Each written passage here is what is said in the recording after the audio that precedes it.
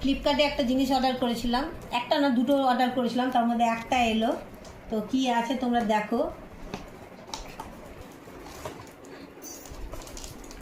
কি এসছে দাঁড়াও দেখাচ্ছি তোমাদেরকে।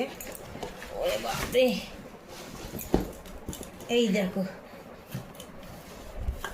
এটা আছে ডিশ ওয়াশ।